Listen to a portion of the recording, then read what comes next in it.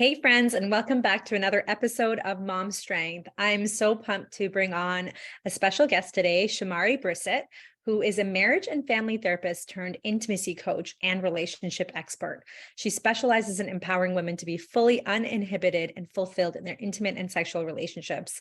And let me tell you, there are too many women not living up to their fullest potential and restricting themselves from the pleasure that they truly deserve. So Shamaree believes that everyone deserves genuine confidence, relationship satisfaction, and unlimited orgasms if they want them. I love that too, if they want them. She started Shamaree LAB LLC in 2021 in order to expand her reach as a provider. At Shamaree LAB, she combines reliable support, evidence-based knowledge, and experience along with accountability to help you obtain all that you deserve in relationships. As a sexual assault survivor, a modern Black woman, and a therapist, she combines personal and professional experience to best serve her clients. Welcome, Shamaree. I'm so excited to have you here chatting today. Thank you for having me. I'm happy to be here. I actually resonate with so much of just even your introduction. I'm a sexual assault survivor myself. As a woman of color, there's been so many times that I didn't even recognize how much that limited me past experiences until like my 30s, right? Until I actually had kids and I was like, whoa, I have so much to unpack. I have so much to process that I kind of just hid away. So I'd love to hear from you what got you into the work that you do. What's your motivation to do your work that you do? Oh, absolutely. So I think that I've always kind of been interested in relationships and, middle school, everyone's like, oh, my boyfriend, this and that. Like, I don't know what to do. And I always just loved to help people with their relationships. So like, You were the go-to? I've always kind of been that way. So like naturally, I guess I was just drawn to doing that type of thing. And so I decided in middle school, I was like, oh, I'm going to be a therapist. At this time, never been to a therapist, never knew a therapist, but I just knew that that's what I wanted to do. I didn't even really So know what cool. it meant in real life. But as I got older, when I went to high school and college and all of that, start taking the psychology classes. And I was like, oh yeah, I was right. Like, this is what I want to do. But it wasn't until grad school, and that's when my stuff started to bubble up. So while I'm learning to become a therapist, I'm learning about trauma, I'm learning about the different responses, I'm learning about all of that and how I can help people with that, right? And at the very same time, I met my husband. He wasn't my husband at the time, obviously, but he became my husband, right? And so we began a relationship, and it was more like friends with benefits, honestly. But he was like, something's going on with you. Like, what's wrong? Like, there's this disconnect. What is this?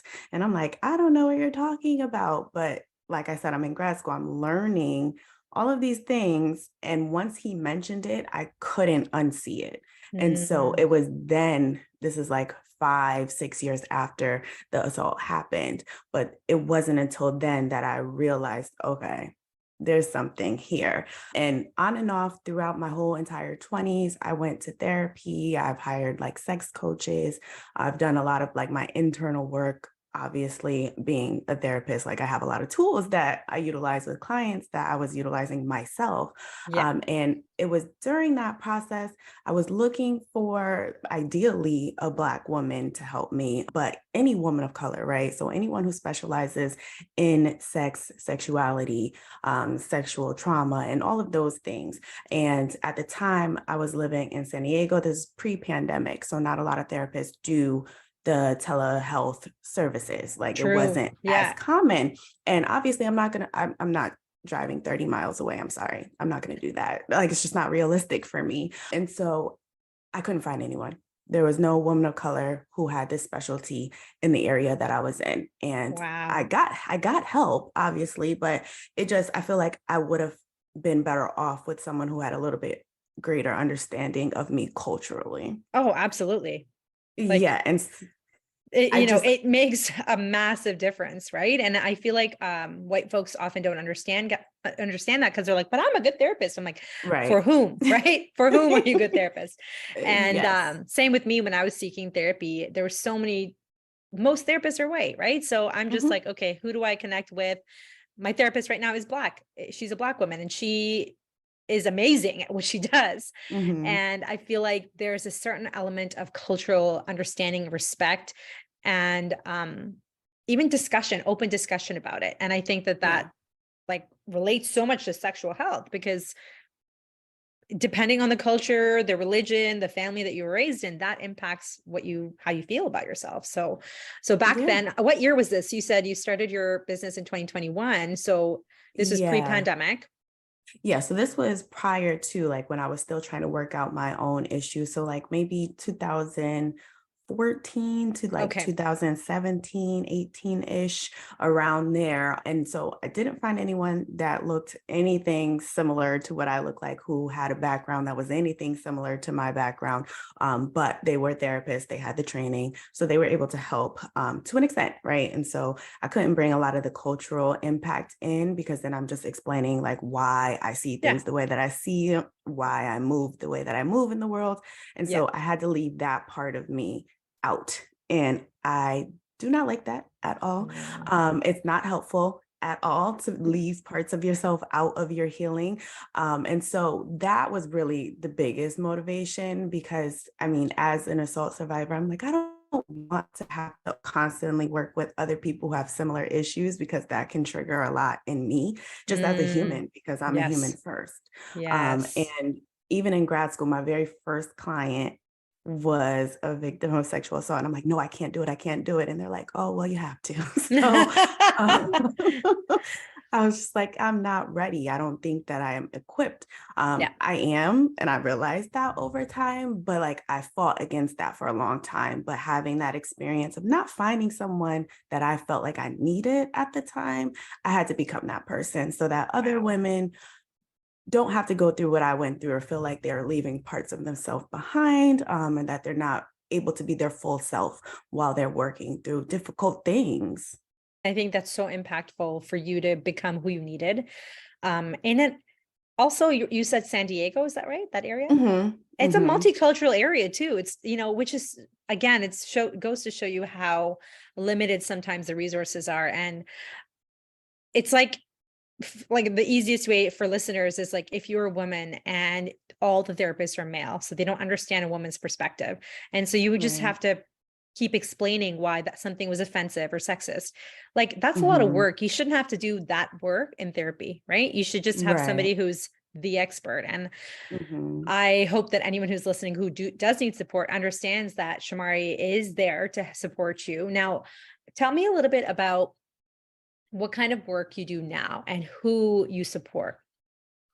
Yeah, so now I moved away a little bit from the therapy just because I move a lot. I'm not even in San Diego anymore, and I've moved twice since then. So I move a lot. With therapy, you can only see people who are in the same state that you're licensed in, and that just gets a little muddy when I move so much. And I don't like leaving clients, I feel like, high and dry. It's like, Oh, oh, yeah. we've been working together for this amount of time, but by the way, I'm moving in a couple of Yeah. See months. ya. Yeah. So I mean, I know it was hard to find me, but now you got to go try to find someone else, right? And so I really don't like that. So with the coaching that I've started to do, I can see anyone technically in the world, and there's really no limitation on that. So if you feel drawn to me, you feel like I'm someone you can relate to, someone that can help you, it doesn't matter where you're located. There's no limit on that. Obviously, time restraints come into play, but literally there's no other limitation that Barriers. we've right. And Yeah. so I've started to do that, and I primarily work with women, and it is usually like individual women, but obviously any work that you do as an individual, anything that you're doing to change or evolve as an individual is going to impact your relationships.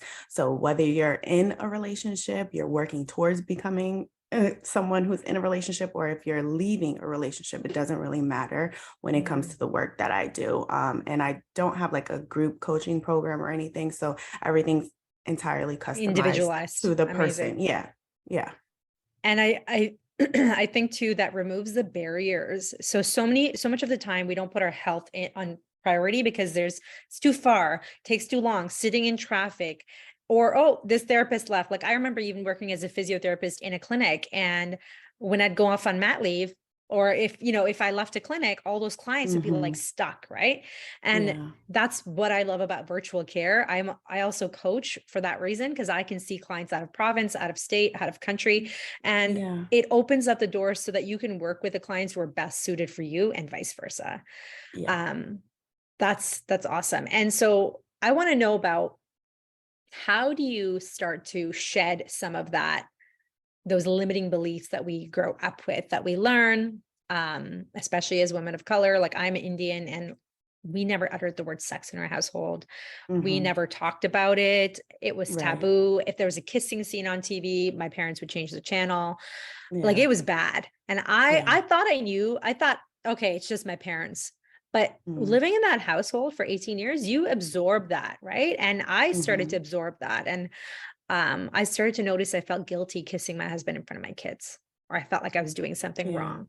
And I'm Mm-hmm. like I'm conscious of it, but at the same Right. time, I'm behaving in a way Yeah. that I feel like I'm ashamed about it, right? And so how do you Mm-hmm. go about shedding some of these barriers?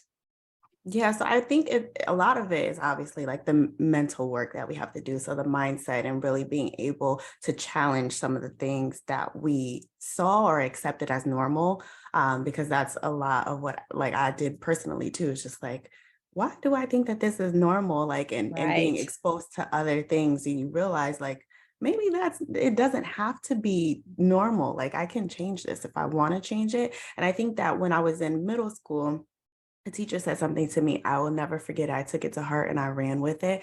But he was just saying to question everything. Mm. And that simple statement just opened up something else in my mind. And like I literally question everything. And so I still, obviously I'm a human. I still pick up things and I like kind of internalize them. And sometimes it shifts how I behave or how I move.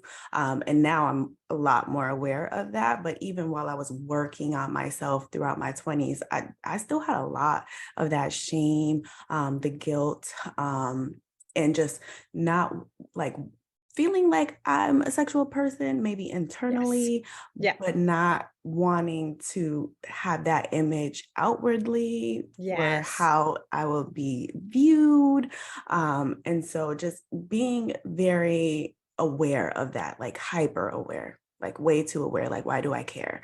And so it was a lot of challenging myself. So like, why does that matter? Where did I get that from? And what was the motivation behind telling me these things? And I realized a Ooh, lot of that's a good times point. why are people telling you that? Just like Yeah. a easy example I give clients all the time is like, okay, on the cosmetics ad, like a makeup brand, they're telling you get this anti-aging formula because it's going to get you to buy their Right. product, right? So like Right. being young is most beautiful because that's what's going to get you to buy their product. That's their motivation. It's not because they care. They don't care. They don't They have, care. they don't know Yeah. you. They don't care. No. so so thinking And about and that, they're promising something that you literally, like, we are aging as we speak, right? Like, they're literally, literally yeah. promising something you can't achieve. So people end up buying more of it because they're like, oh, if I just get 8 products, that maybe that will work. Right. And Mm-hmm. so it's psychology, right? It's like twisting it to, and I love that you said question everything, because I don't think I questioned anything. I think I Mm-hmm. just accepted it as normal. And I was like, well, this is how it is for me, right? I can't be a sexual person because that's being bad.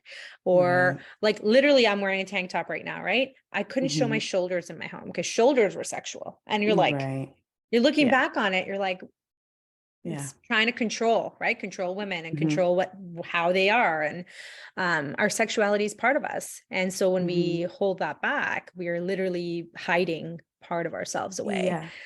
Mm-hmm. Um, and that, I resonate so much with that. It took Mm-hmm. me a while to unlearn that. And our society blames women for abuse, right? Oh, what were you wearing? What were you doing? Why were you there? How much were you Yeah. drinking? And Right. so even if you've never experienced an assault, you still feel this pressure to like modify your clothing, your Yeah. behavior, because Mm-hmm. what if, right? Or what if something Right. happens? Yeah. Um, and can you talk a little bit about that? You know, how do you be a sexual, like, how do you build your sexual confidence and Mm-hmm. kind of show up uninhibited? What Right. are steps to get there? What are some ways that we can Mm-hmm. start to build that practice of becoming more, sexually free?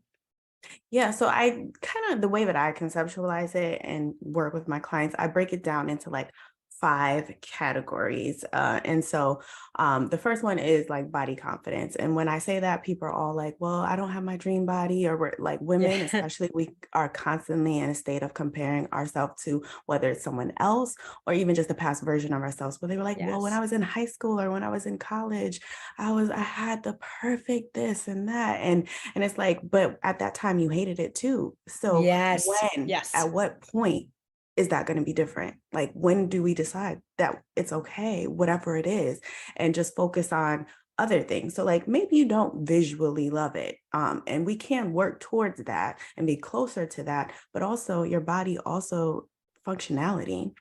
And it's also what allows you to feel the pleasure. So we Right. have to appreciate it in order to genuinely experience that pleasure. It's And so true that's because big. that's from with my clients, a lot of postpartum women, they'll seek support because they want to lose the weight and Mhm. lose, get back to their old bodies. And that's an important question because they didn't like their old bodies anyway. Right. But suddenly they want to get back to that body that they used to hate on. And it's Mhm. always like, we look back with nostalgia. Oh, I loved how I looked then. But back then we didn't feel that. Right. And somebody Right. told me, like, you're going to look back at because I'm in my mid 30s, you're going to look back on this time when you're 50 and you're going to be like, what was I worried about? Right. Right. And I always think that I'm looking at my mom who's in her, mid 60s, and her hair's thinned out, and all of these changes happen as you get older, Mhm. and she's happy with who she is, and I'm like, why can't I also appreciate who I am now? So Right. that's been a practice for me, and that's something that I work with my clients on, is seeking counseling around body image, because Mhm. that is a big part of sexual confidence too. So Yeah. you said that was one of the 5 components. What are the other Mhm. components? So the next one that I like is open-mindedness. So this is also very important because a lot of times we're human, it's going to happen. I do it too. Like, we make judgments about things before we give it a try. So people will be like, well, I would never do that. Like, I'm Yeah. not interested in that. Like, just to try something new. If you are saying what you've been doing, you've been trying, and it's not working, but you're not Right. open to the idea that maybe you need to try something different, we're never going to get anywhere, because you're going to keep doing the same thing. It's going to feel the same way. You're going to think about it the same way. Nothing changes there. So being open, obviously you don't have to hang off the ceiling if that's not you, but just being open to try something different, being open to hear different things. So open-mindedness, super important. And I do think that that also comes from a little bit of judgment of, like, what we think of, when we hear somebody, let's say, hanging from the ceiling, we automatically think, oh, like, what a, XYZ. We use that language to kind of Yep. make them, like, demonize them. Right. So Yeah. then when we secretly maybe have the same desire, we demonize that about ourselves too. So being open-minded Hmm. both towards others and ourselves. I love that. I Right. never considered that as, an important aspect of it, but that's such an important aspect of Hmm. it. Yeah. Awesome. So what's next? So then after that, it's knowing pleasure. And so this is very important too, because I'll ask women, especially because men tend to know a little bit more of pleasure, but for women, some of them have no idea what they like. So like, they'll say, oh, it's not good, I'm not having fun, or I've never had an orgasm, or like, I feel like he doesn't care about my needs, or this relationship is just, I'm not happy. They're able to say those things and they know it. They felt it for a long time. If you're coming to me, this is not the first day you felt it. So Right. this Yeah. has been going on for a while. But then when you say, okay, well, what is it that you do like? What is it that you do want? Like, what things feel great for you? They don't know. Mm. And I say for women, especially heterosexual women, because a lot of times men are the ones that are orchestrating the sexual experience. So obviously they're going to do what they like. And that's probably why they know a little bit more what pleasure is than women do. But a lot of times women are just very passive. They're just there following along. So they don't know. And in order to truly feel confident and to feel like you're able to achieve pleasure, you need to know what it is. Ooh. Oh my gosh. That is powerful. In order to achieve pleasure, you have to know what it is. Mhm. And there's so many ways to explore that, Yeah. from a pelvic health perspective, even just having people look at their vulvas, touch their vulvas, not even from a point Right. of self-pleasure, but just even touching. So Yeah. many people are grossed out by the idea. And I'm like, imagine you injure your shoulder or something doesn't feel right. Would you ever like just say, I can't look at it? No, Yeah. right? You would be like, what's going on there? But Right. yet our vulvas and our genitals bring up this shame. And that is going back to your first point about questioning, where did you learn that message? Right. And Right. questioning why that message is being Mhm. sold. Um, I love it. So the first point was body, body Mhm. confidence and knowing. I missed one. Open-mindedness. Open-mindedness and knowing. That's Mhm. right. Mhm. And what are the last two? So the next one would be expressing your needs. So being able to express it. So a lot of times people might know that they want to try something like, oh, I would really love if he did this, but they're scared to say, or they don't know how to say it. They're like, well, I'm worried about the response. So having the tools to express that, being able to say like, hey, I would love if we could try this. Like, it'd be cool if we actually incorporated this. Oh, I've been thinking about this, and being confident in saying those things. Mm. And in your experience with your clients, like how do those conversations go? Like I feel like in our heads we think it's going to go very negatively, Yeah. but in reality that's not always true, right? It often goes Right. quite well. So I'm curious about the experience that your clients tend to have with that. I would say that most of the time, like if you're in a happy, like a relationship where it's a reciprocal relationship where your partner truly values you and appreciates you. So if you can have like at least that as the basis, like they genuinely care about you, most of the time that person wants to know what you like. They want to be able to make you happy. They want to be able to make you feel good. And so a lot of times if people are coming to me and their relationships are toxic or abusive, then obviously that's a different conversation and we have work to do elsewhere. But typically if you're coming to me because there's like maybe a scared of communicating something but you know that they love you, you know that they care about you, those conversations go extremely well because the person is like, oh, I didn't know, because I mean you Right. never told me, like how am I supposed to know, right?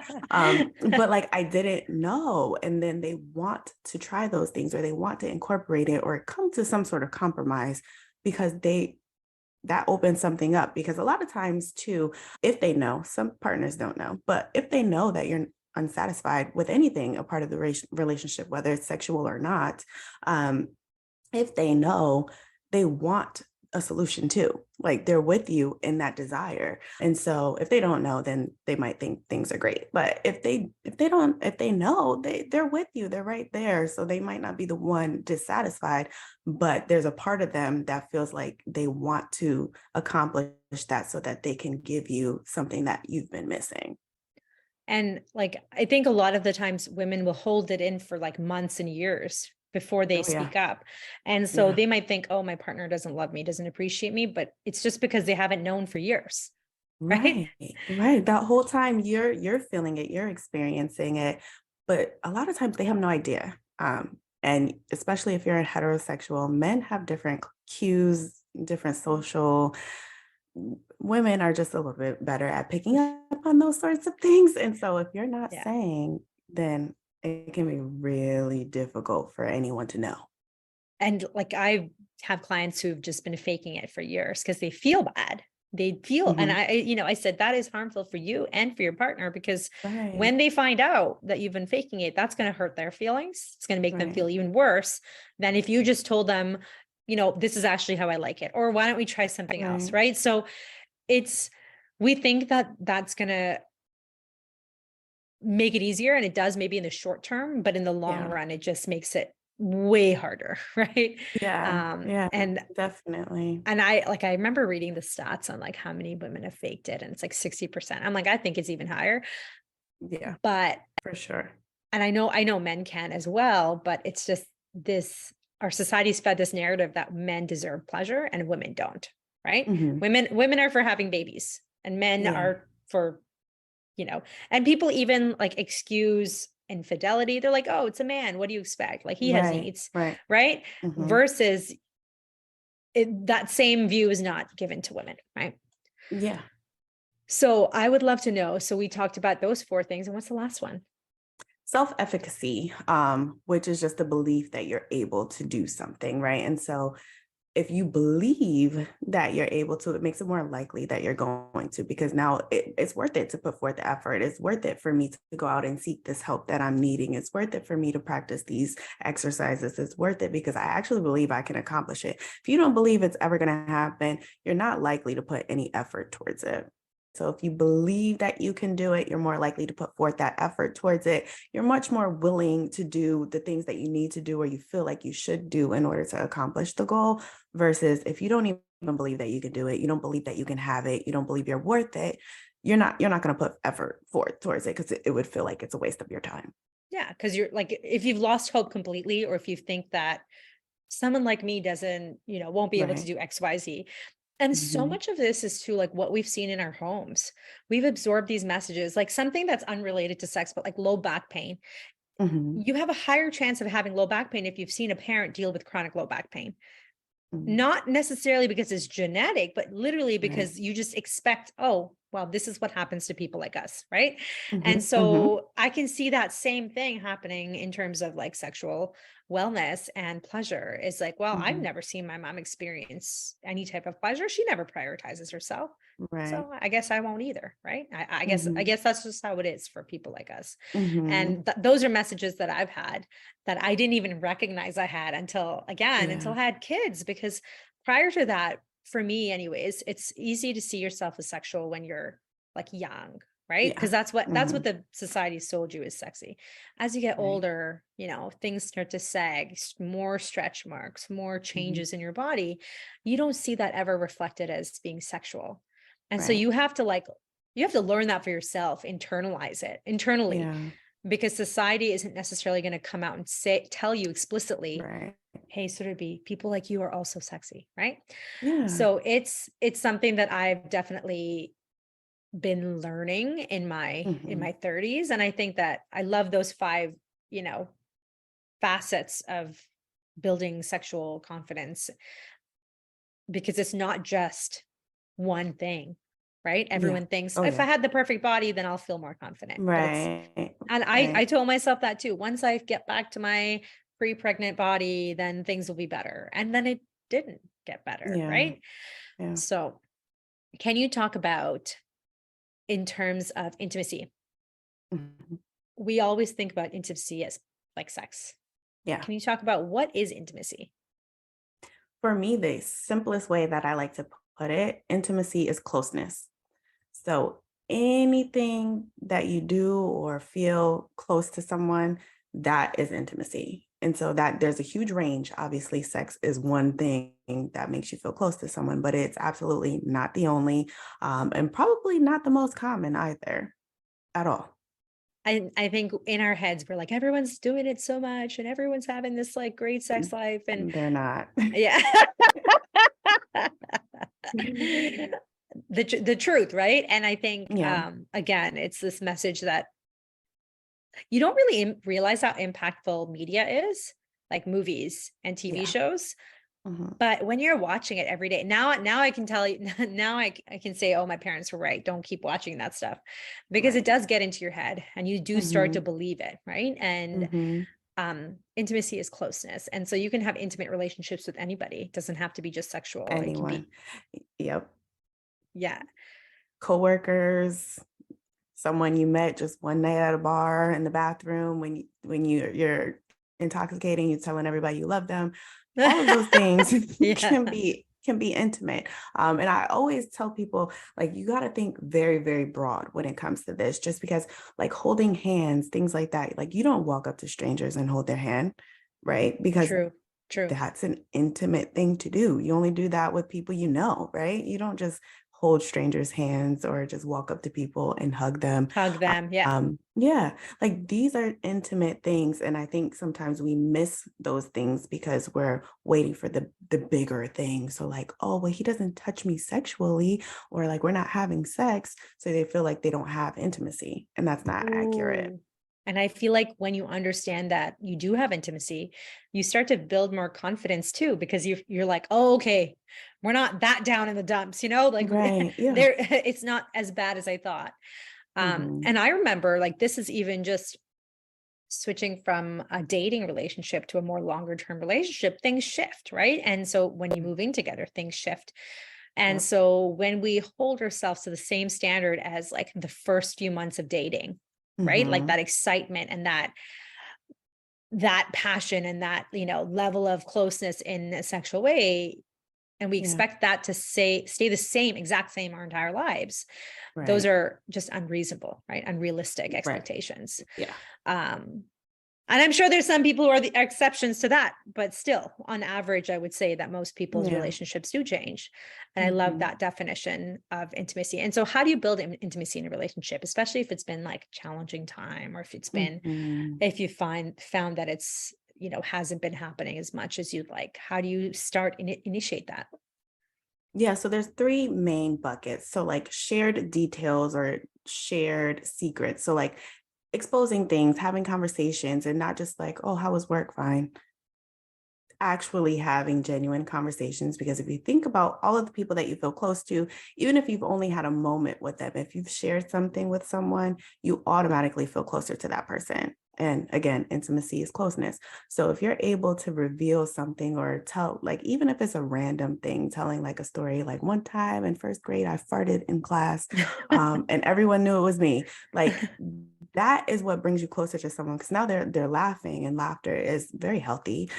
It's a wonderful thing to share with someone. But then also, if you share something with someone, they feel more comfortable to share something back. And that's how you build that closeness. You can reconnect that way. Um, the other way would be like shared experiences. So again, kind of like sharing something with a person, like if you've gone through something together, especially if you have to like work as a team. So like, when you have those adventure days in school, I always tell people they don't care if you have fun. It's not about that. It's about you guys being able to work together so that it's a healthier environment for everyone, so that people are Mm. able to get along, you're able to work with someone, whether you like them or not. And it's really about building that connection more so than, oh, we're having so much fun, we don't get to do math today. Like, it's not about that. And so it's the same way. It works a lot better for relationships, people you actually like, you want to be around, right? So it makes it easier for you to connect. And then the last thing is physical touch. And this one I know can be very difficult for a lot of people, especially if you're not happy in the moment. I used to be like this, and I'm still working on it. I'm way better. But like when I'm upset or if I feel disconnected, I don't want you to touch me. Like, what do you like? Why are you doing that? Like, and I shut it down. Mm. But that is a chance for you to connect. So even if, like I said, it's holding hands, a shoulder rub, a hug, a peck in the middle of the day, like that matters, Yeah. because we need that contact, and it helps with your health in general. But then it also makes it easier for you to work up towards those other types of intimacy. And see, this is so interesting because for me, it was actually the opposite. So when I'm upset, I do want that closeness, like that touch. I need a hug, right? But Hmm. for my partner, he always gave me space. And so it would make me feel less intimate in that moment, and like he didn't Yeah. care, because I was like, I just want someone to hold me, right? And it's interesting because I have two kids, and one of them is like me, where Hmm. wants touch right away and wants to be held. The other one is like, do not come near me, give me Yeah. space, right? Hmm. But I still stay in the vicinity, because then when she's ready, I'm there, right? Right. And so even just understanding, it took me so long to even understand that that's what was upsetting me. It wasn't even that I was upset, it was that when I was upset, I wasn't getting the type of like touch and Right. like intimacy that I needed. Hmm. And recognizing that we all come from different backgrounds and experiences, and sometimes even just like asking for what you need Yeah. is a skill, right? Oh, And yeah. it can make you feel very vulnerable. And I remember someone saying, like, you have to believe that your partner is looking out for you and your best interests. Because what is the other alternative? That you think that they're there to like make you feel terrible, Right. right? Like what's the other Yeah. alternative? And that's been a big mindset switch for me, is just understanding that, like, okay, he's supposed to be there for me. So like he wants to know this Right. information, because if he doesn't, he just won't know. Right. Right. No, I love that. Um, so tell me about sex and pleasure, because I love talking about pleasure from both in the bedroom, outside the bedroom. Right. Pleasure is something that for me has been very liberating in a sense, because so much of the time I grew up thinking, I have to work hard to earn my worth. I have to work hard. I have to make a certain amount of money. I have to accomplish, prove my worth. Yeah. And unlearning all that toxic Mm. messaging, right? And like, especially Black women, brown women, women of color, they're all hardworking. Like, I don't know one Yes. person who isn't Yes. hardworking, who isn't doing the most, right? Mm-hmm. And yet we're getting sick more, we're stressed more. And Yep. so we deserve pleasure. We deserve that time for ourselves. Right. And we deserve that intimacy, that closeness. So even just understanding that and unlearning that has been huge for Yeah. me. So can you talk about how all of this impacts women of color? Yeah. I think, like you said, you mentioned just the fact that we feel like we have to earn rest or to earn the day off, to earn the ability to just go get my nails done randomly because I feel like I need to get my nails done, to earn a happy, satisfying relationship, or that we have to make a certain amount of money in order to earn a certain type of lifestyle that we want. We can't stop and get those things until we have accomplished ourselves to that level. And I think that that's very common just because, I mean, we feel like we have to prove ourselves to the world, which I wish that we didn't. But that I is something know. that's something that we've internalized, and it's something that I'm constantly trying to like undo, because I shouldn't have to earn anything just by being born. I deserve to experience the pleasures of the world in my life. Like I can create that whether I have $0 or if I have $1,000,000. Like it shouldn't matter what level I've accomplished or how much education I've got, because women of color, we the most Oh educated. yeah, Like absolutely. that's like we shouldn't have to feel like, okay, once I reach this level, then I will have all the great things of life. You can have all the great things of life on the journey, or whether or not you decide that you want to have those degrees, the money, the lifestyle, regardless. That's and that's an I wish somebody told me that when I was in my like 20s. Yeah, yeah. Because it's not something that we ever actively think about. We're just operating from a point of, this is what we've learned, this is what we think is normal, and so we just do it without ever pausing to ask ourselves, is this what we want? How am I living my Right. life? Am I even living my life, or am I just waiting for, you know once I get this accomplishment? Because I always thought, once I finish school, once I finish grad school, once I get a job, once I get married, once I have kids, once I have the second child, then I'll be happy. And guess what? That didn't happen. I always Right. felt like, oh, then I need something else. Then I need my own business. Then I need this. Hmm. And so understanding that happiness and pleasure don't have to wait for all those little milestones. Hmm. It's supposed to exist through that journey, like you said. Hmm. That's a powerful, if you're listening to this and you're like, oh, I am guilty of like starving myself of pleasure, right? Or Yeah. preventing myself from being happy because I feel like I haven't earned it.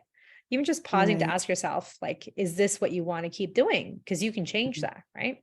Right. Or just waiting for special occasions, because I feel like we do that too. Like we'll wait, like, oh, Yes. well, it's my birthday. And so like now I can do it. It because I have an excuse for it. I have a reason.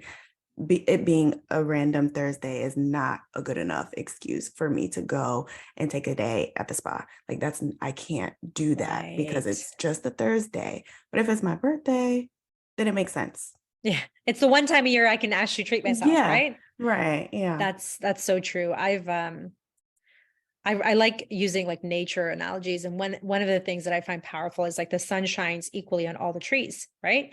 Whether you're a small tree, a thick tree, a thin tree, a short, Mhm. tall, different shapes, sizes, colors, the sun shines for everyone, right? It's Mhm. not, oh, the older trees will get the most sun, right? Right. It's the little trees also get sun. Of course, we talk about trees growing under the trees and the shade and from the other trees, but even still, like we all deserve pleasure. And, Mhm. even if you're a barista, that doesn't mean you deserve less pleasure because you don't have a degree, right? Right. Right. And in our society, that's not how we treat people. We treat people with more respect if they're doctors or lawyers or, Yeah. of certain status. And I Yeah. think in our own lives, if we can dismantle that, I think that will be really powerful. Um, Mhm. Tell me a bit about some myths that we have around Mhm. sex. So I think well, there's many, but I think a lot of what people are trying to like normal versus not normal sort of thing, and like that it doesn't exist. And so like a lot of the work that I do, at least for me, I know we love to know what normal or average is because it helps to normalize or make us feel like, okay, what I'm experiencing is okay. But ultimately, what I like to tell people is there are no rules, ain't no rules until you make them. So Mm, it doesn't matter what everyone else is doing. They're always like, well, do other people do this? How often do other people have sex? Like, how long should it last? It doesn't matter. It really it does not matter unless you're planning to go and be with that person. It doesn't matter what they're doing. It doesn't right. affect you in any way. What you need to figure out is what you like and what works for you in your relationships, whatever those relationships are. Like having those conversations, figuring out what that is, because all the time people want to ask me, oh, is this weird? Is this normal? Well, what do people usually do? And it's like, well, why, what about knowing that is going to change your circumstance? It's so true. It's like this mix of curiosity and like nosiness, right? Like we're Yeah. like, what's everyone else doing over there? Right. And Hmm. I don't think about what other people are eating for dinner every night of the week. So like, why should I care Right. about what they're doing in their home? Right. Um, Hmm. and I think part of that stems from the taboo that we've had growing up, even discussing it. So then when we grow up and Yeah. we're adults, we're like, we still feel like there's this like hush hush around it. And maybe our future generations won't have that taboo growing up. Maybe they'll be Hopefully. able to just be like, yeah, this is a normal, healthy Right. thing, as we grow up and we have these sexual desires instead of Yeah. feeling like we're wrong for having them. So I love that. Normal doesn't exist. Normal is what you define the rules, right? You get It's to set what your own rules. normal for you is normal. Love that. And what are some ways that women especially can build more sexual desire and sexual exploration? Hmm. I think this is a very difficult one just because there's so many different reasons why you might feel like you don't have desire. So I always say, I'm not a doctor. Definitely check with a doctor to rule out things because I think a lot of us don't know how our medical health or even just medicine that we take can Mm, impact our desire. And that's something that I had to kind of learn myself because a lot of doctors, even a lot of therapists, which was another reason why it was difficult for me to find one, are not comfortable talking about sex. So they're not going to tell you how it's going to impact your sex. You have to specifically ask them. And even then, they might not be comfortable saying, like, hey, this is going to impact your libido, or this, you might experience dryness as a result of this. Like, those are not things that most are going to offer up to you without you asking. and I'm so curious if it was a man going in for the same med, would they then learn, oh, this is going to impact your like your erection. So take this other pill to combat that, right? Yeah. Because Yeah. women's sexuality, it's like our dryness doesn't matter. It doesn't impact anybody from their Right. perspective because a man isn't impacted by that. He'll still get what he wants, right? So I love that. We have to ask because so many medications, like especially mental health medications, even other Yeah. meds, Yeah. their side effect is dryness. It is low libido, and even birth control pills can cause low Right. libido, right? Yes. So here you are taking this pill, and that impacts your libido. So if you notice changes to your libido, like I always say, libido is a sign of our health. So if you're low, ask yourself what else is going on. I know when I've been really Right. stressed, when I was postpartum, I was dealing with anxiety, I was dealing with depression. There was no Hmm. libido, there was no Yeah. need, desire, right? And so it took me a while to like okay, now I have to cultivate that again and build that Right. back up. And I love that you bring that up because there's also hormonal things that can happen, Yeah. or if you're breastfeeding, that dips down libido. So Right. I know a lot of my breastfeeding moms, they're relieved when I tell them that because they're like, Yeah. oh, it's not Hopeful. just, Yeah. yeah, it's not just me that's like broken. It's just, Hmm. there's a legitimate reason for this. Right. Um, Yeah, absolutely. You got to place it into context. That's very important. Because like you said, sometimes like that stress, even like relationship issues, if you're not happy, like every day you're telling them to clean the dishes and they never do it, and you're getting frustrated and you're building up that resentment and that anger because you have to pick up the slack, that's going to impact whether or not you're thinking about sex. Like, it's not sexy if I feel like I have to be your mother because I'm picking up after you, right? yeah, That's most people don't think that's sexy. no, It's just not, it's not a sexy thing, right? And so put it into context. What's going on? I love that you said, like, when you think about what's going on, it makes sense. Like, logically, like if you look at it on the outside, it sucks when you're sitting in it, but like if you look at it that way, then you're able to see all of that, the aspects that are impacting it, and then from there you can address each one. So like if it's a relationship issue, like prioritizing intimacy, maybe you need to do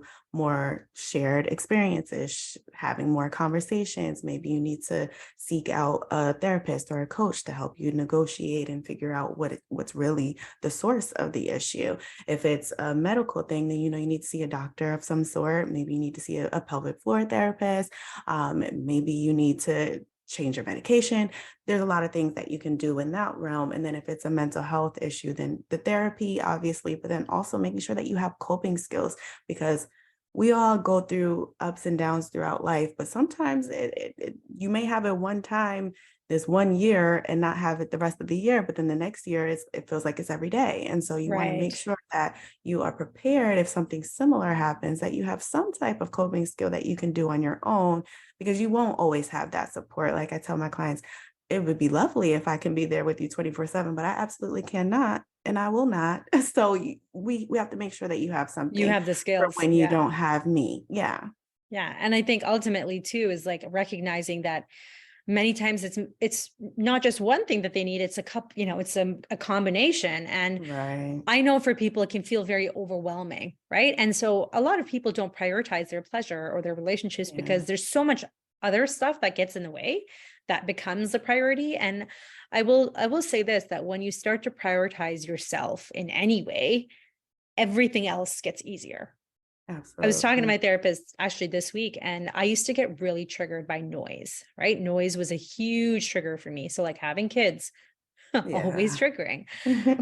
And she was like, you haven't really mentioned anything about, and I'm like, I am not triggered by it anymore. Like it just clicked to me this week. I'm like, wow, like all of this time I used to be, I'm not saying it never triggers me, but it's not an issue, Hmm. because before I would immediately dissociate. This is like, again, related to my Yeah. childhood, right?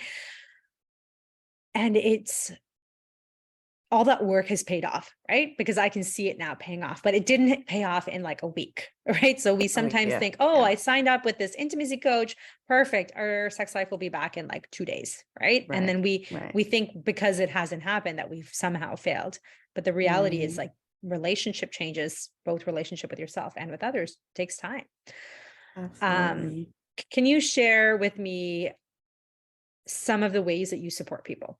So Hmm. one-on-one coaching, and I will share the link for that as well. So for people Okay. who are interested in booking in with you worldwide, Hmm. um, they can, yeah, they can book in with you, right? So how does that work?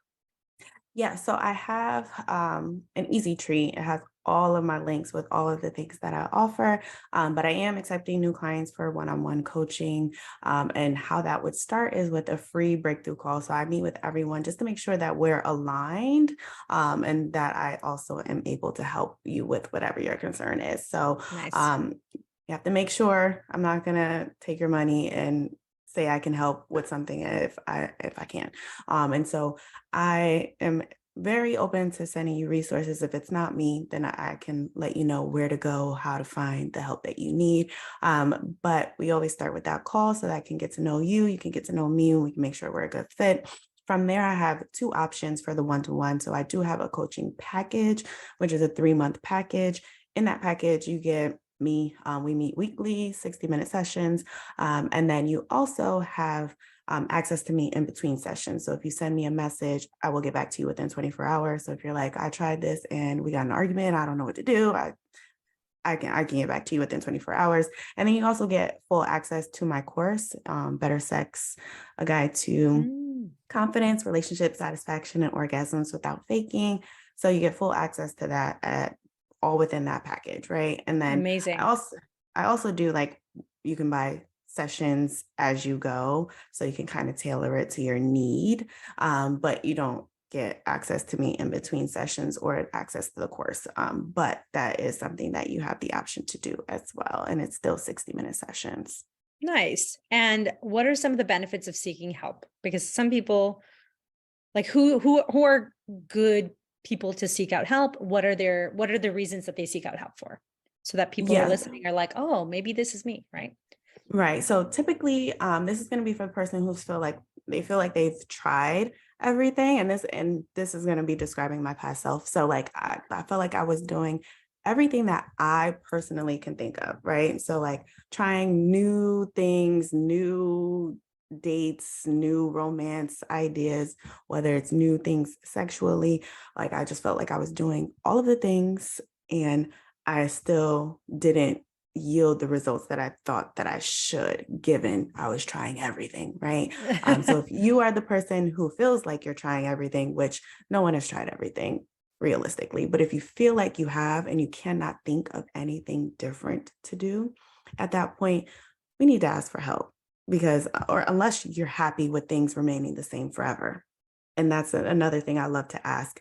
It's like, well, are you okay with things staying like this forever? Because there's a chance that they will if we don't do anything different, right? Yes. And most of the time, they are not okay with that, and so that kind of makes it more realistic. Like, okay, I'm not doing this forever.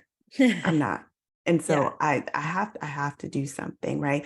And typically people are coming to me because they're dissatisfied with the sex that they're having. Sometimes they're not having enough sex at all. And the dissatisfaction could be just that they're not into the type of sex. Maybe they're not having an orgasm. Maybe they've been faking them. But then there's also people who feel uncomfortable with intimacy. So they don't know how to be close to a person. So when I work with people, like I said, you can be in a relationship. You don't have to be in a relationship. Sometimes they're not in a relationship because they don't know how to be. Mm. They don't know how to allow themselves to be close to another person. And so that a lot of it is that. And then there's also like the body image stuff and feeling comfortable in your body and what your body can do and what your body can experience or feel. So those would be kind of like the main things that women come to me about. But anything related to sex and sexuality and your expression of it would be things that I would love to help with. And I also think it's really cool, actually, if people reach out for support when they're single or when they're not Hmm. partnered, because Right. that's a beautiful time to work on yourself without the pressure, the added pressures of, Right. someone dealing with someone else, right? So, Yeah. I know with the pelvic health world too, people are like, oh, I don't need to take your, pleasure workshops. I don't have a relationship. And I'm like, this is the time when it actually is Yeah. easier to do it. Hmm. But for those listening who don't have a relationship or maybe don't want one, even just learning how to be more intimate with people, I think opens you up Right. to so much more pleasure and happiness, and intimacy in your relationships. Hmm.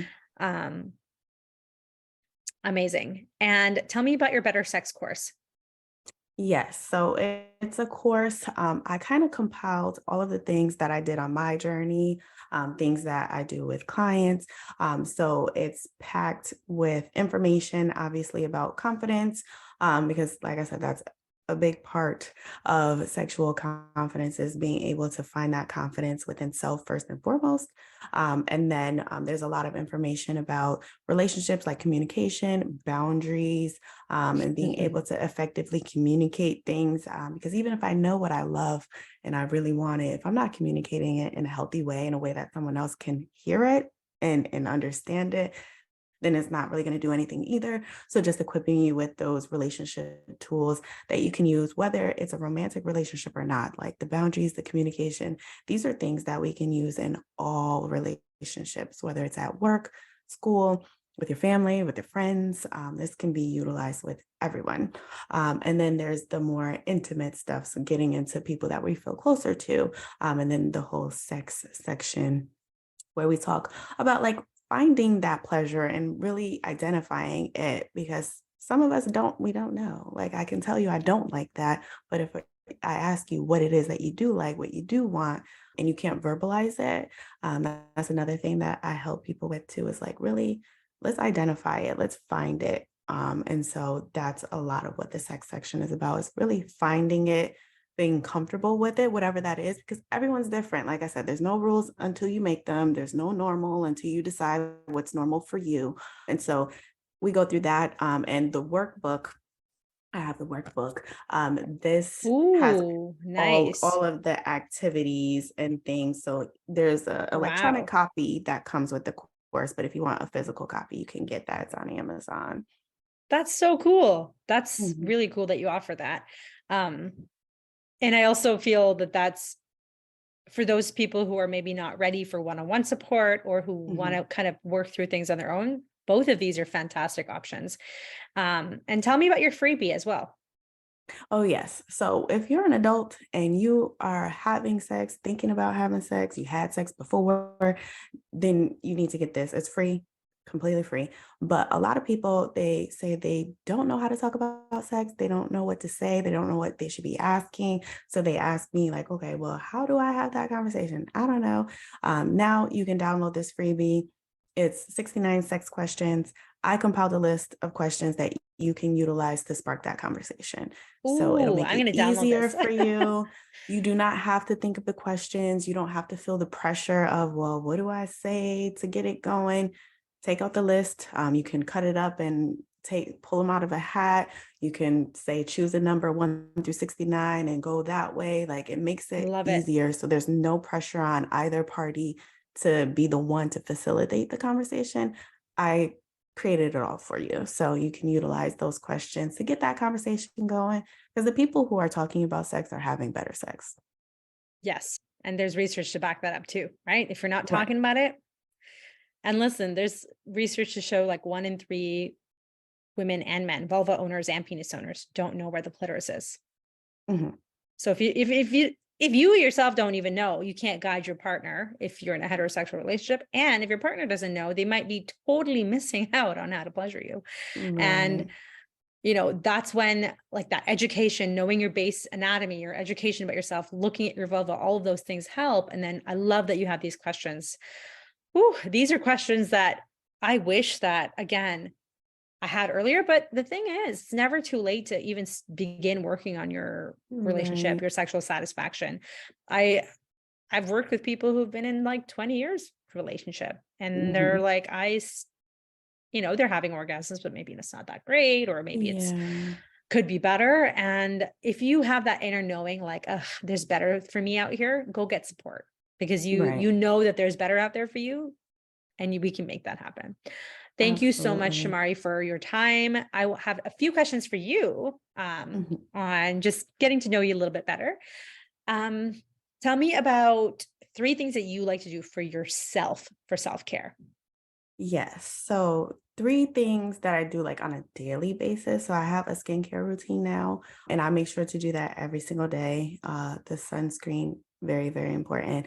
So, I do that every day in the morning, and then at night, I don't use the sunscreen, but I still have like a nighttime routine. Another thing that I try to do every day is to speak well to myself. So, whether Mm, that's doing specific affirmations or whenever I have thoughts or things like questioning myself, like, am I doing the right thing? Should I be doing more? Like just making an effort to really change that to a more positive slant. So like, okay, if I could be doing more, like what things should I be doing next? Or like, what things have I already done? Acknowledging how far that I've already come, like really speaking well to myself. I think that's extremely important. And sometimes I have to do it out loud. I'm still working on me. So I tell people all the time, if that's what you have to do to get you right, then I don't care if people think I'm crazy. I'm gonna do it. And so I try to do that. And then also like looking in the mirror, like admiring yourself in the mirror for at least like a minute. Just like Oh, really that's a great idea. looking at yourself. I know we'll look in the mirror really quickly, maybe when we wash our hands, but like really just looking at yourself and taking it in, admiring the things about yourself that you love. Maybe things are changing, but that doesn't matter. Just admiring the fact that you're here and that your body is working for you in whatever ways it's working for you. And I think that's really, really important. So I try to do that every single day as well. Great idea. I thank you for sharing that. I was just that what you said reminded me of. I remember like back when I took Psych 101, right? The more you see someone, the more you find them attractive, right? So Hmm. because we're so used to being bombarded with, young faces, often light skin, often, Eurocentric models of beauty. Right. But the more we see ourselves fully, right? Our faces, our bodies, see yourself naked, the more you start to see it, the Hmm. more you find yourself attractive too, right? And Right. it can be triggering for some, especially if they've dealt with eating disorders, body image issues, Hmm. but we start with small things. And I love that you Right. even just taking a minute, like we all have a minute, right? Get off your phone Right. for a minute, Yes, or like look at yourself in the absolutely. mirror. Oh, so good. And I need to get some sunscreen for my face. That's something No, that I yes, don't it do. made such a huge Did it? difference for me. Like, yeah, I've only started doing that maybe in the last 2 years. But it makes a huge difference. And now I will not allow my husband to open the blinds until I have done it. So See, I always think, but I'm only at home. But then heard recently that you get so much even from, and I have so many yeah. windows. Um, okay. You're inspiring me in all the ways. Tell me about something that you are super passionate about right now. Um, I think Doesn't have it's to be kind of work like what related. I've well, I mean, I think that's what it always is. And so not even just necessarily like only within the capacity of like realizing your intimate or sexual self, but just like all about women, especially women of color, finding themselves and being comfortable with themselves. So whatever that looks like, it's gonna be different for everyone, but helping women to find that and to be confident in that and to feel comfortable with that, whatever it may look like. And so being able to play a part in that for other people, I think I'm so blessed that I can even say that people can confirm that for me. And it's just like, really? Me? But I love that I can do that and that I am so happy that I get to do it for the rest of my life or however long I decide to work. You know what? And I think it is not, for those listening, it's not always easy work, right? Because it brings back your own things. You have Yeah. to really deal with your own stuff that comes up in order to help others. And I think that it's courageous work. Um, and you are literally bettering not just the lives of these women, but their relationship. And then if they become parents, their children's lives and Mm, relationships. And it's this ripple effect, right? Of your yeah. influence. And I think that that's so powerful. And I'm so glad that you do that. If you could change one thing about the world, what would it be? Oh, that's a big one.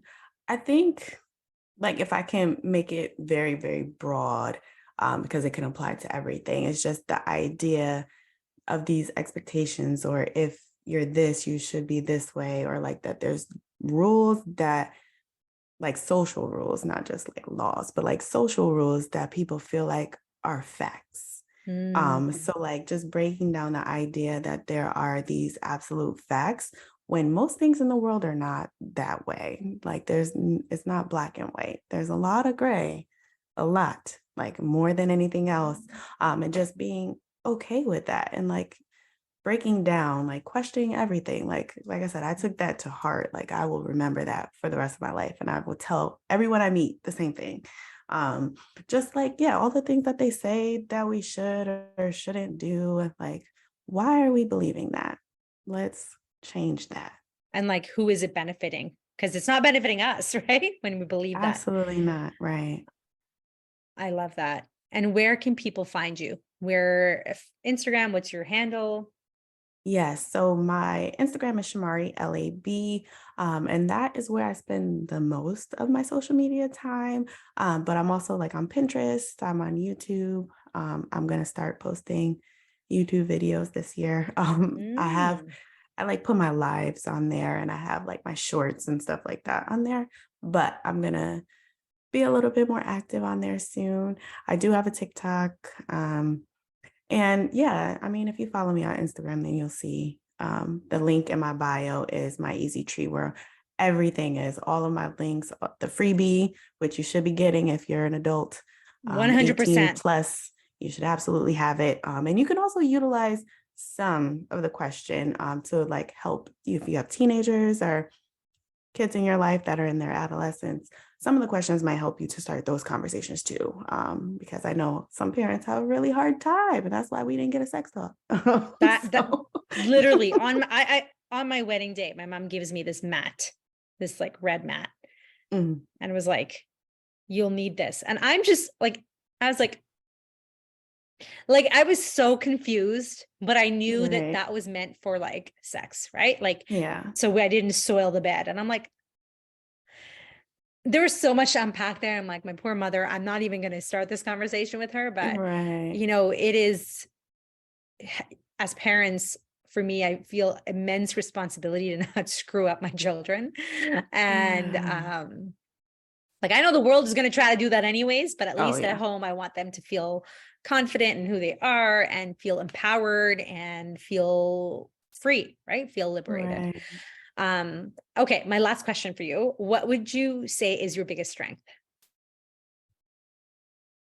Um, well, this is something that I just started to accept. I feel like people have been telling me this for a long time, but just my compassion and my genuineness, like the fact that people can feel that I actually care. So, and like I genuinely care. So I think people have been telling me that for a long time, and it's just like you can't tell that by just talking to a person. But I guess people have felt that from me, and then I Yeah, realized through my experiences that I do show that. you And do. so I think that that is a strength that maybe some people would like to have that they don't. So I started to embrace it and to accept it. Like I said, I'm still working on Absolutely. me.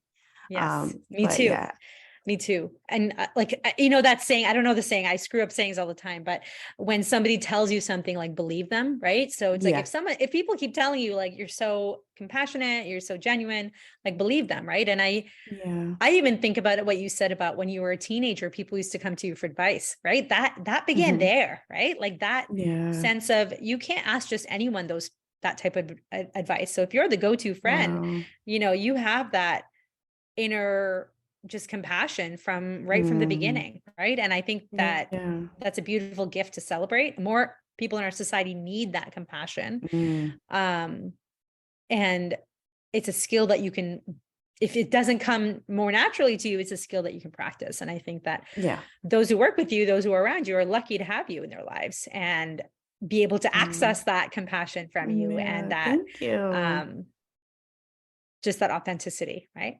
Hmm.